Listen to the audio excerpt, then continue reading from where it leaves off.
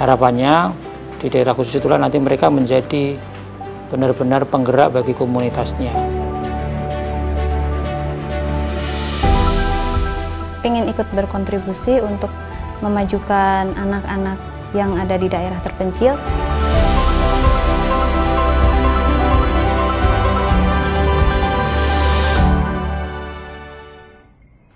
Ketika musim hujan itu mereka pernah datang ke sekolah, tetapi gurunya nggak ada.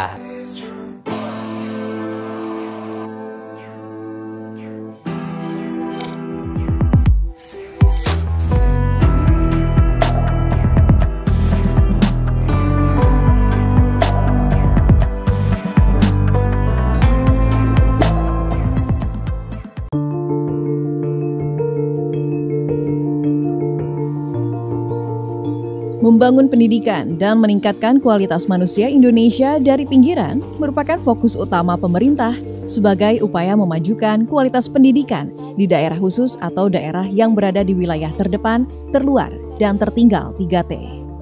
Salah satunya melalui pemerataan penempatan tenaga pendidik sebagai agen perubahan dalam mengakselerasi perbaikan pendidikan di wilayah khusus atau daerah 3T. Kebutuhan guru sebagai profesi tertuang dalam Peraturan Pemerintah Nomor 19 Tahun 2017 tentang guru. Guru merupakan tenaga profesional yang memiliki peran strategis menyelenggarakan pembelajaran, mengajar, mendidik, dan membimbing bagi para peserta didik pada pendidikan anak usia dini jalur pendidikan formal, pendidikan dasar, dan pendidikan menengah.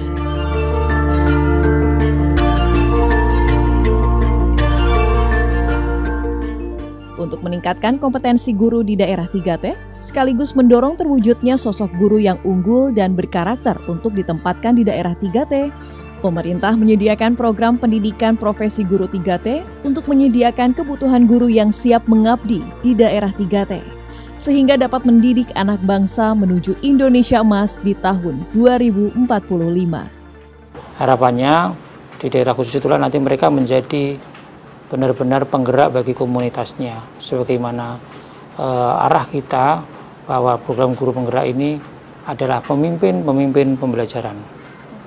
Mereka menjadi agen perubahan di wilayahnya, apalagi di wilayah daerah khusus begitu ya, yang mempunyai keterbatasan. Mereka harus mampu menjadi penggerak bagi komunitas yang lain. Mereka harus mampu menjadi guru, mentor, menjadi coach bagi rekan guru yang lain. Pembelajarannya berpusat kepada siswa, pembelajarannya diarahkan yang berdiferensiasi, apalagi di wilayah-wilayah daerah khusus begitu ya. Itu kan karakteristik keragamannya menjadi tantangan bagi rekan guru. Kebutuhan utama mendasar di daerah khusus memerlukan sosok guru yang berkualitas, tidak hanya berperan menjadi tenaga pengajar, melainkan tenaga pendidik yang mampu menggerakkan perubahan kualitas hidup manusia di daerah 3T. Jadi begini, mereka itu kita bekali dengan semacam konsep begitu ya, bagaimana sih esensi pembelajaran yang sebenarnya pada siswa kita. Pembelajaran tentunya mengarah kepada, kalau dari Gajah Dewantara itu kan ibarat kita itu menanam benih begitu ya, benih padi misalnya, butuh cahaya matahari, butuh kita sirami dengan air, kemudian juga sudah waktunya nanti mungkin dipindahkan ke tempat yang lain. Artinya ketika pembelajaran dilakukan, guru harus benar-benar memperhatikan potensi diri anak, karakteristik anak sesuai dengan kodrat zamannya dan kodrat alamnya gitu. Alamnya sekarang itu bagaimana kehidupan di lokal tadi itu ya, kearifan lokal yang ada. Oh, ini di wilayah pertanian, sesuaikan dengan konteks di sana. Kalau di perkotaan kan di sana. Zamannya sekarang bagaimana, era digital misalkan, perlu mereka juga diperkenalkan dengan hal konteks seperti itu, sesuai dengan perkembangan kognitif mereka.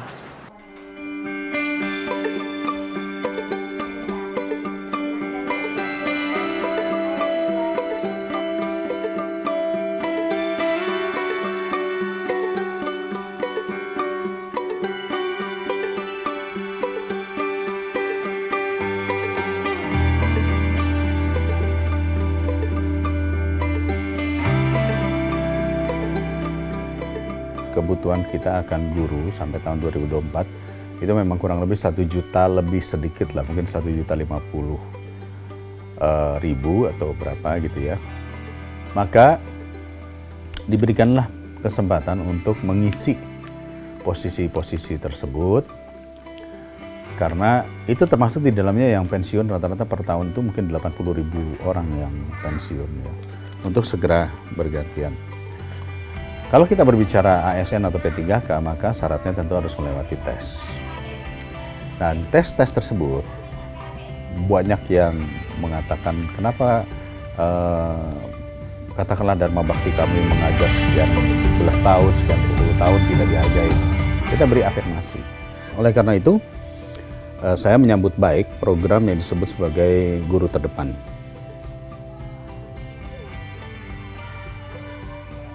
Biasanya orang-orang yang mau jadi guru garis depan ini dalam tanda kutip ya orang-orang gila gitu, karena mereka punya idealisme yang tinggi, kemudian meskipun gajinya mungkin sangat terbatas, harus jauh dari keluarga, jauh dari wilayah perkotaan, kemudian juga tidak memiliki akses yang sama dengan mereka yang ada di perkotaan. Nah, ini yang menjadi tantangannya.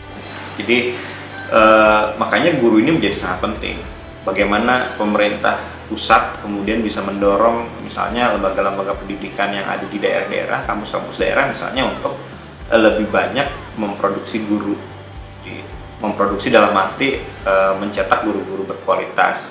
Kemudian yang tadi ditambah dengan skill yang keterampilan bersosialisasi, budaya dan lain-lain. Jadi sehingga mereka mau ditempatkan di daerah-daerah yang sulit itu. Pengabdian para guru yang bertugas di garis terdepan, terluar, dan tertinggal untuk memberikan hak anak bangsa untuk mengenyam pendidikan merupakan dedikasi luhur yang mereka berikan untuk membentuk generasi emas anak bangsa dan membangun bangsa dari pinggiran. Seperti pengabdian guru Farhatul Ummah dan Ishak, guru di daerah Badau, Kalimantan Barat, wilayah perbatasan antara Indonesia dan Malaysia.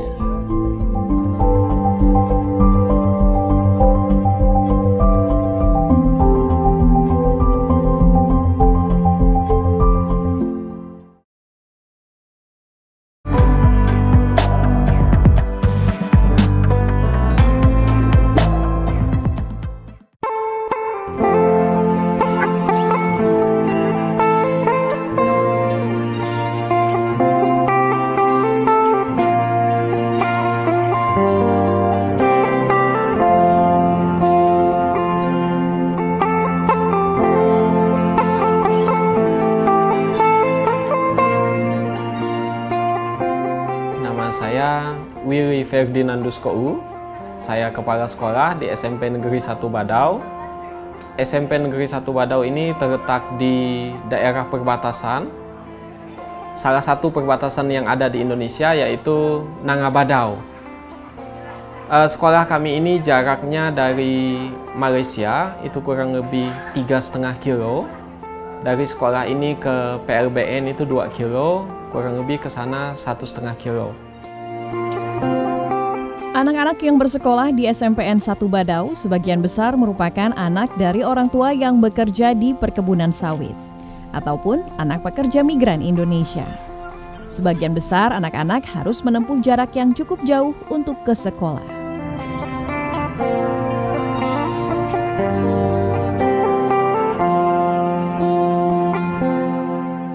Bagi anak-anak yang berasal dari jauh, dari kampung, kita di sini menyebutnya dari rumah panjang. Kalau berangkat sekolah, kalau hujan, itu biasanya kehujanan. Apalagi kalau yang ke daerah Kecamatan Empanang, itu jalannya sedang dalam proses penggusuran saat ini, dalam proses pembuatan jalan negara yang baru. Itu biasanya ada anak-anak yang jatuh.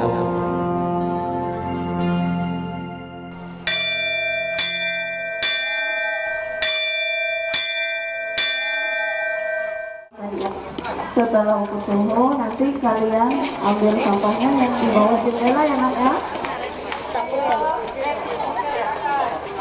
Maskernya dipakai nak.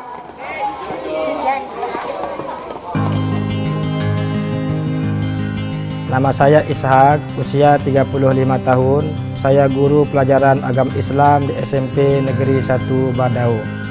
Saya sudah mengajar di SMP 1 Badau sejak tahun 2015. Yaumul Qiyamah. Apa itu Yaumul Qiyamah? Lihat firman Allah Subhanahu wa taala, la uqsimu biyaumil qiyamah. Saya termotivasi menjadi guru agama Islam karena di sini tidak ada guru agama dan guru mengaji. Saya berharap anak-anak di Badau dapat menjadi anak-anak yang berkarakter kuat dan berakhlak mulia. Aku itu Allah Subhanahu wa taala yang telah menciptakan kita. Aku bersumpah dengan hari kiamat, katanya Allah Subhanahu wa taala. Saat ini Ishak merupakan guru honorer dan sedang menunggu kesempatan seleksi program Perjanjian Khusus Guru P3K.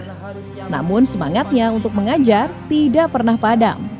Ia meyakini pendidikan agama sangatlah penting untuk membentuk karakter anak bangsa. Baiklah adik-adikku, pelajaran hari ini kita selesaikan dulu. Minggu depan kita bertemu lagi.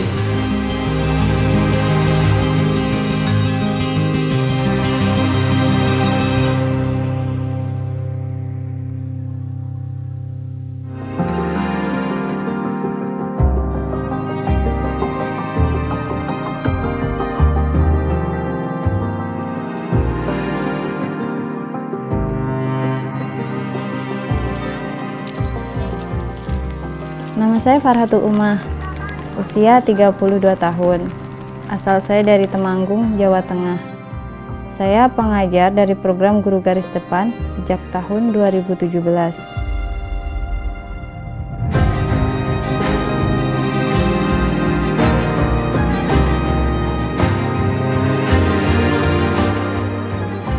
Saya mengikuti program Guru Garis Depan karena saya ingin anak-anak di daerah 3T seperti di Desa Seriang yang berdekatan dengan garis perbatasan Malaysia Indonesia mendapatkan kesempatan pendidikan yang sama seperti dengan anak-anak di kota.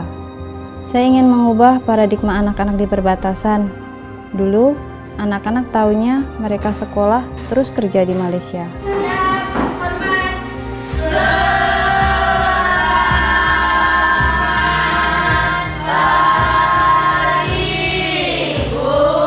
Saya ingin anak-anak di sini memiliki mimpi melihat dunia luar, melihat luasnya wilayah Indonesia dengan segala keindahan. Sebelumnya, saya pernah mengikuti program SM3T tahun 2012 di Ampuang Barat Laut, Nusa Tenggara Timur. Dari situ, saya semakin termotivasi kalau pendidikan merupakan jalan penting untuk mengentaskan kemiskinan dan mencerdaskan generasi muda. Setelah menjalankan SM3T, pemerintah buka kembali program Guru Garis Depan. Saya tergerak kembali mengikuti program Guru Garis Depan agar saya dapat kembali mengajar anak-anak di daerah 3T, karena mereka berhak mendapatkan kesempatan pendidikan dan meraih masa depan yang cerah.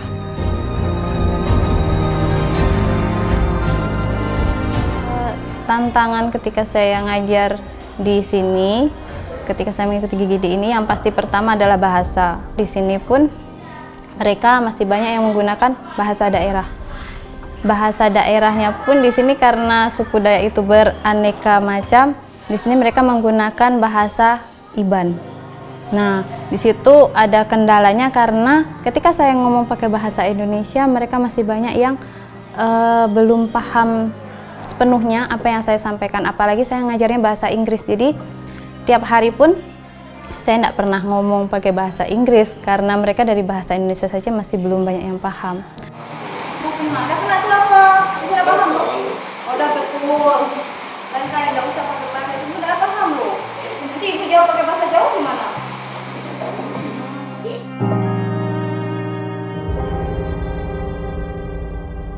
Nama saya Nimrod Asoy.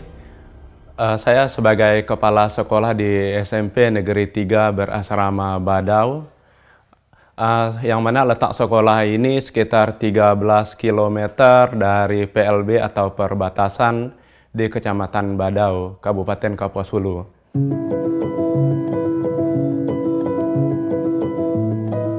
Di sekolah ini jumlah guru atau yang bekerja di sekolah sini itu kami berenam, yang duanya PNS termasuk saya, duanya honor daerah, dan yang duanya lagi itu sebagai honor sekolah di sini. Jumlah siswa di sini itu totalnya 23 siswa, yang mana kelas 9 itu cuma berjumlah 6 orang, kelas 8 7 orang, dan kelas 7 itu berjumlah 10 orang. Manfaat untuk sekolah ini bagi masyarakat di sekitar sini, untuk masyarakat di sini yang rata-rata mayoritas penghasilannya sebagai petani. Jadi makanya diperlukan adanya sekolah yang jaraknya agak dekat walaupun jumlah siswanya tidak terlalu memadai atau tidak terlalu banyak. Adanya bantuan dari GGD atau guru garis depan, manfaatnya sangat kami rasakan. Sepertinya misalnya di sini itu sangat kekurangan guru atau tenaga pengajar. Adanya seperti di sini adanya Bu Umah dari latar belakang pendidikannya bahasa Inggris. Tetapi karena di sini kekurangan guru, kami juga minta bantu dia mengajar pelajaran IPS juga.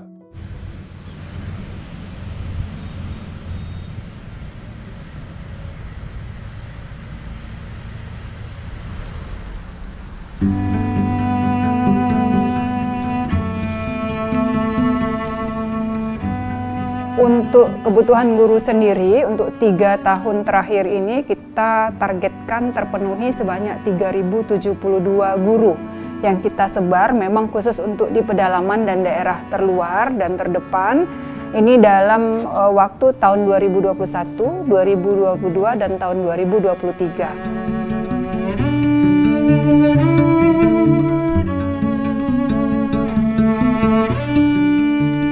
Ingin ikut berkontribusi untuk memajukan anak-anak yang ada di daerah terpencil, memotivasi mereka bahwa di luar sana itu masih banyak hal yang baru untuk mereka, yang semestinya mereka lihat, yang semestinya mereka cari tahu agar mereka bisa lebih maju, lebih bisa sama-sama berkompetisi dengan orang-orang di luar sana, agar mereka pun bisa untuk memajukan daerah mereka sendiri, gimana caranya daerah mereka biar bisa maju seperti yang di luar sana.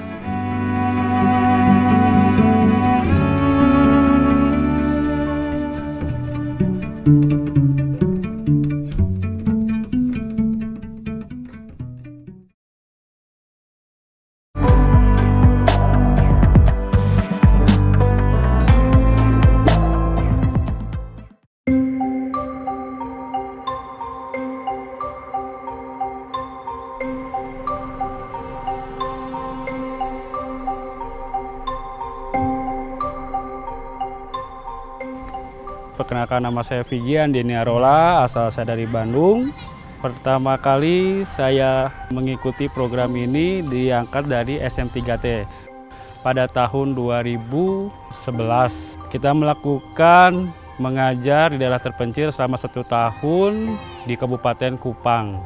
Sesudah lulus dari SM3T, sekolah lagi PPG Prajabatan di Jogja. Selang 4 tahun, guru garis depan tahap 2 yang jumlahnya sekitar 6.000 dan dilepas oleh Pak Jokowi. Penyakit apa? Penyakit paru. Kebetulan dengan data pribadi saya asal dari Bandung, langsung penempatan di Kabupaten Lombok Tengah, tepatnya di SDN Tongker. Pertama kali datang ke sini, ya memang sangat unik dengan keragaman yang berbeda-beda, dengan cara mengajar berbeda-beda, dengan budaya yang berbeda-beda. Tujuan saya ke sini sebenarnya ingin mencerdaskan anak-anak di sini, atau dari garis besarnya ingin mencerdaskan kehidupan bangsa, serta anak-anak di sini ingin sama menyetarakan dengan yang ada di kota. Jangan sampai anak-anak pedalaman di sini berbeda dengan anak-anak di kota, karena sistem pendidikannya kita sama semua tetapi belum merata.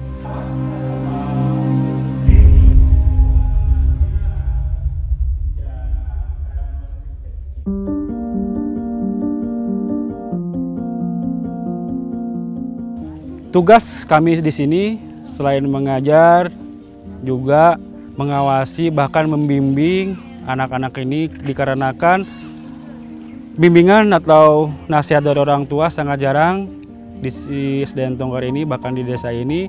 Jadi mereka seakan-akan merasa pulang sekolah ya sudah pulang sekolah. Jadi tidak ada feedback di rumah. Makanya tugasnya selain kita mengajar, membimbing mereka agar mereka bisa lebih pintar atau lebih berkreasi.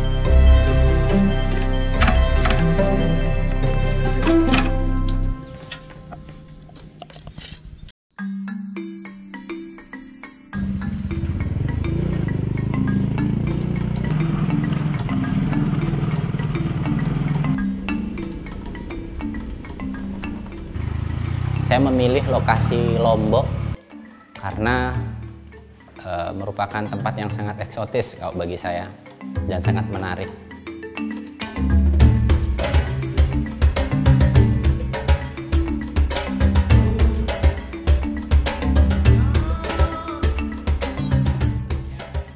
Suka duka saya ketika di penempatan, yang pertama ketika turun hujan misalnya. Jadi ketika turun hujan itu murid saya itu yang datang cuma 20%, padahal jumlahnya nggak sampai 40. Jadi yang datang cuma 5 orang atau 6 orang. Setelah dicari apa permasalahannya, ternyata ketika musim hujan itu mereka pernah datang ke sekolah, tetapi gurunya nggak ada. Nah itu kendala, karena lokasinya yang sangat, mohon maaf, sangat jauh dari kota. Jadi gurunya banyak yang tinggal di kota, jadi mungkin itu yang mengakibatkannya. Alhamdulillah secara bertahap mereka bisa datang untuk ke sekolah walaupun prosesnya agak lama. Itu yang pertama kendalanya. Yang kedua, ketika mau masuk lebaran, anak-anak ini diajak oleh orang tua untuk mengambil batu apung. Jadi batu apung atau diajak ke hutan, ke kebun untuk panen. Batu apung ini diambil untuk mereka menambah uang saku di saat hari raya. Jadi di sekolah itu yang ada cuma 1 orang, 2 orang, karena tidak semuanya dari keluarga yang mampu dan mereka dilibatkan untuk membantu orang tua. Kemudian akses jalan yang pertama, akses jalan. Jadi kalau pas musim hujan ditambah musim angin itu sangat berbahaya karena banyak pohon-pohon yang nanti tiba-tiba rantingnya yang udah tua itu jatuh ke jalan.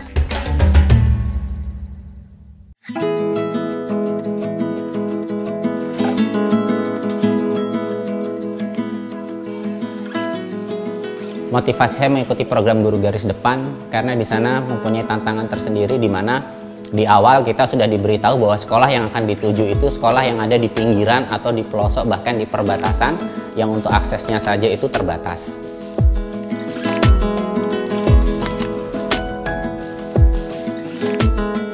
Murid-murid saya di sini kalau dari latar belakang keluarga banyak yang mereka itu beberapa diasuh dengan kakek neneknya karena orang tuanya ada yang harus ke luar negeri untuk menjadi buruh migran, dan mereka kebanyakan itu menurut saya kurang diperhatikan. Itu awal-awal pertama kali di sini, karena dulu awal-awal ketika masuk musim apa gitu diajak ke kebun, dan setelah progres setelah 4 tahun 5 tahun ini mereka mulai menyadari, maksudnya mulai tidak begitu terlalu melibatkan anaknya. Mereka memberikan haknya untuk mereka untuk bersekolah dan tidak menyita waktu mereka kembali untuk membantu.